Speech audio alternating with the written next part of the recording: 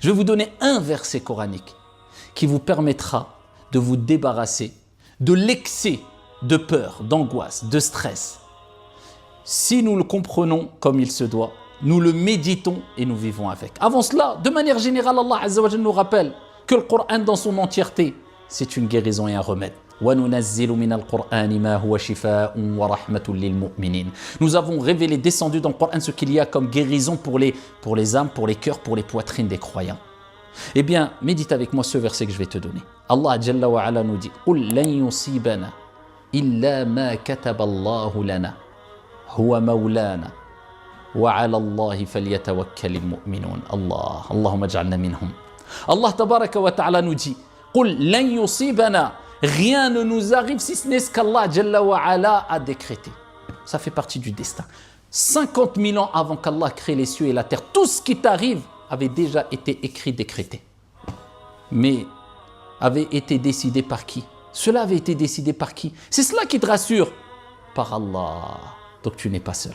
Donc tout ce qui t'arrive, dis-toi de toute manière, je n'aurais pas pu le repousser puisque cela a été décidé par Allah tabaraka wa ta'ala. Bien sûr, nous avons le libre arbitre. Nous devons œuvrer. Allah nous a donné une conscience afin de distinguer, de différencier le bien du mal.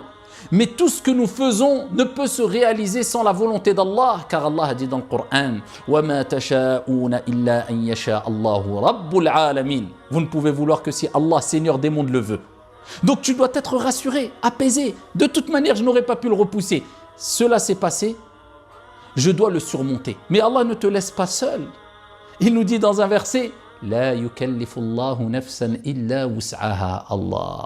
Allah ne donne pas à une âme une charge au-dessus de sa capacité.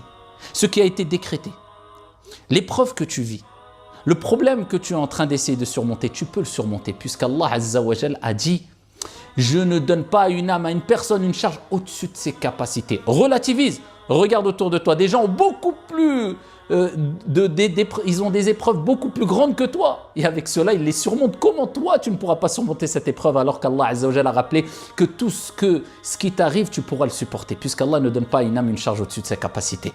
قُلْ لَنْ يُصِيبَنَا إِلَّا مَا كَتَبَ اللَّهُ لَنَا لَا عَلَيْنَا. Allah n'a pas dit alayna.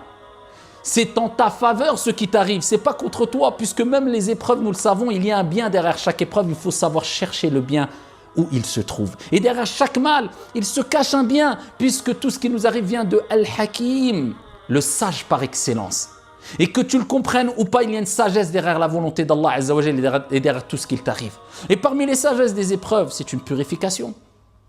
C'est un rappel à l'ordre. Allah Azza wa Jalla veut que tu reviennes vers lui.